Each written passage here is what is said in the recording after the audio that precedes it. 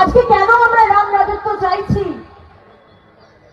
আজকে পশ্চিমবঙ্গের হিন্দুদের কি অবস্থা? আমরা দুর্গা পুজো করতে পারছি না, কারণ এখানে দুর্গা পুজো করতে গেলে পুলিশ এসে বাধা দিবে। পশ্চিমবঙ্গে যে পশ্চিমবঙ্গ দিয়েছেন ডক্টর শ্যামাপ্রসাদ মুখার্জি বাঙালি বাসস্থান, সেই পশ্চিমবঙ্গ যেন আমরা চিনতে পারছি না। ভাগ বাজানো যাবে না, কারণ আমাদের আজান পড়া হচ্ছে। এই কোন পশ্চিমবঙ্গ? দাদা গিয়েছিলেন, সেখানে প্রতিবাদ করেছিলেন। তারপরে লক্ষ্মী মা লক্ষ্মীর মূর্তিকে ভেঙে ফেলা হলো, নাক চোখ ভেঙে ফেলা হলো, আমরা প্রতিবাদ করলাম।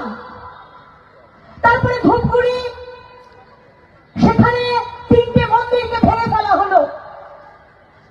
তারপরে তৃণমূলের এক মন্ত্রী বলছেন হাম দো, হামারে দো নয়, হামারে 4।